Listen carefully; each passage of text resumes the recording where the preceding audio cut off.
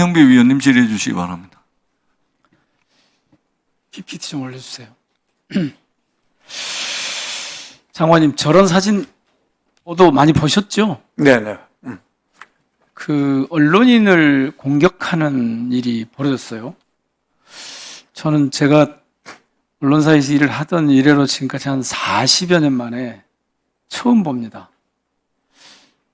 그러니까 90년대 이후로 여러 현장에서 언론인들이 뭐 이런저런 이유로 폭행을 당하거나 피해를 입는 경우가 있는데, 저거 보시면서 이 언론 쪽 주무장관으로서 어떤 생각을 가지셨습니까?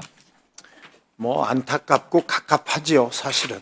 뭐 이런 사태까지 온 것 자체가 잘못됐다고 생각을 하고요. 또 어떤 경우에도 우리가 늘 얘기하듯이 언론이 가지고 있는 그런 그 표현이나 뭐 이런 침해될 수 있는 이런 부분들에 대해서는 확실하게 우리가 잘 지켜줘야 한다. 이렇게 생각합니다. 그런데 이번에는 특별히 심했어요. 저는 이게 왜 그럴까 싶어서 봤더니 이게 비상계엄의 후과잖아요, 지금. 뭐 그렇죠? 맞죠. 예. 내란이 지금 계속되고 있는 거죠, 그러니까. 뭐 빨리 하여간 안정이 되도록. 예. 아니, 지금 내란이 계속되고 있는 거 맞죠? 글쎄요, 전 내란이란 판단에 대해서는 제가 뭐라고 말씀드리기 아니, 어렵습니다. 이미 내란죄로 다 기소가 되고. 그러니까 저도 고발이 돼 있는 상태니까요, 그거는. 내란 아닙니까, 그럼? 아니, 그러니까 저도 가서 판단을. 아니, 상황이 저렇게 됐는데, 저거 좀 다시 보여주세요. 저렇게 됐는데, 이게, 그리고 특히 법원을 저렇게 공격하는 일은 저는 한 번도 본 적이 없거든요. 그래서 비상계엄 때보다 더 심각한 상황으로 지금 좀 가고 있는 것 같아요. 그런데 그 와중에 언론인 피해가 있었어요. 혹시 가짜뉴스 센터에 지금까지 12.3 이후에 비상계엄이나 이후에 저런 폭동과 관련해가지고 가짜뉴스다 신고 들어온 거 있습니까? 제가 알기로는 아직 없는 못 걸로 챙겨보셨죠? 알고 있습니다. 없죠. 네, 네. 근데 정말 이상해요. 왜? 그러니까 그 가짜뉴스 센터가 엉터리였다는 거예요, 실제로. 그런데 저런 상황이 벌어지면 장관님 무슨 일을 하셔야 될까요? 일단 언론은 보호한다고 예, 예. 정리를 해야죠. 네. 그래서 12.3 계엄 이후에 지금 1월 19일에 이 서울 서부지법 네. 침탈 과정까지 해서 저는 언론인 피해 신고센터 같은 게 지금 필요할 것 같아요. 음. 어떠세요? 네, 한번. 그런 걸 하나 만들어서 예, 가짜뉴스 신고센터가 아니라 네, 네. 언론인 피해 신고센터 같은 걸 만들어서 저게 도대체 어떤 상황이었는지, 또는 그 센터에서 저는 진상조사도 좀 해봐야 된다고 생각해요, 문책. 언론 자유가 워낙 중요하고 지금까지 우리가 정말 한 번도 상상하지 못하고 경험하지 못한 일이 벌어졌거든요. 그래서 그걸 좀 하셔야 될 것 같고, 네. 그 다음에 언론진흥재단에서는 제가 보기에는 내란 선동 보도 대책이 좀 있어야 될 것 같아요. 몇 가지 예를 한번 들어볼게요. 제가 매일경제가 그날 저녁입니다. 그러니까 서울지법이 이제 침탈당하던 그날 저녁에 대법원 앞서 판사 3명 총 맞아 2명 사망, 1명 부상, 이런 기사를 올려요. 저 보십시오. 그런데 저게요, 그 상황에 딱 맞춰서 올리니까 마치 우리 상황인 것처럼 오해되게 돼 있어요. 그래서 그걸 문제를 전에 판사를 지냈던 한 분이 문제 제기를 하니까 그걸 고칩니다. 앞에다 얼른 이러한 상황이라고 고쳐요. 그런 행태나, 그 다음에 조선일보 같은 경우는 여론조사를 저렇게 보도를 해요. 탄핵 체포했는데 민심은 뒤집혔다. 그런데 얼마나 저런 보도를 할 수 있죠. 문제는 저 조사 결과의 배경에 대한 얘기가 없어요. 이게 왜 이런 상황이 나왔는지에 대한 얘기가 없어요.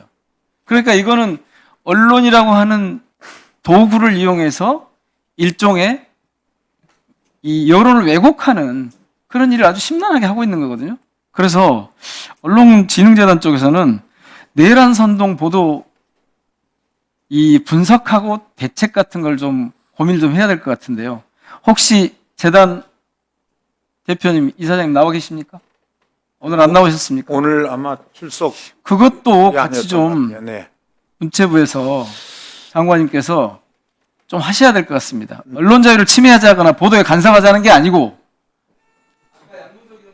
말씀을 하셨지만 저런 광고나 보도를 통해서 내란 상황을 선동하는 효과가 나는 이런 경우는 뭔가 뭐 장관님 말씀하신 대로 법이 필요할지 뭐가 필요할지 네, 모르겠습니다만은 여기에 대한 대책이 어떤 것이 있는지 검토 정도는 기본적으로 해야 되지 않겠습니까? 예, 저 말씀 주신 거로 제가 한번 가장 빠른 시일 안에 언론사 또는 언론에 관계된 각 협회, 기자협회나 뭐 간담회를 한번 하셔야 네, 되고 하고요. 이 문제를 정식으로 테이블에 올려놓고 한번 의논을 두 가지를 꼭 좀 챙겨보시고 네네. 하나만 더요. 저거 한번 봐보세요.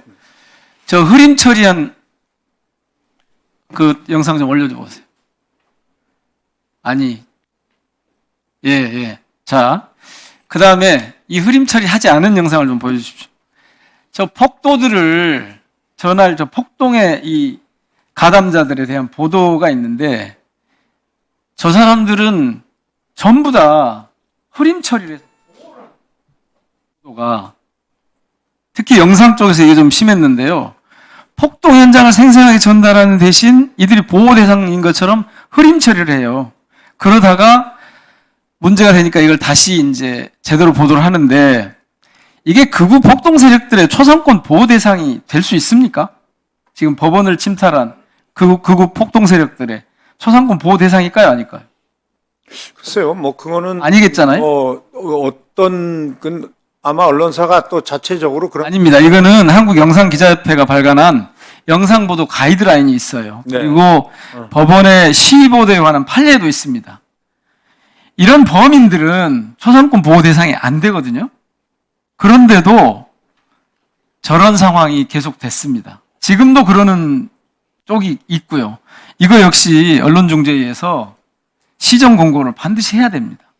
즉 제가 말씀드리는 건 그러니까 내란이 지속되고 있는 이 선동 효과가 있을 것으로 보여지는 이런 보도 행위를 어떻게 적절하게 통제할 것이냐. 이게 내란이기 때문에 물론 누구도 인권을 침해받아서는 안 되지만 이런 문제까지 같이 좀 꼭 좀 살펴봐 주시기 바랍니다. 하나는 12.3 이후에 언론 피해 신고 센터 및 대책 마련하는 쪽, 또 하나는 내란 선동 보도에 대한 이 분석과 대책이 어떤 게 필요할지 요거를 뭐 토론을 하시든 기구를 만드시든 반드시 진상조사부터 해가지고 대책까지 문체부가 할 수 있는 최선을 다해 주시기 바랍니다.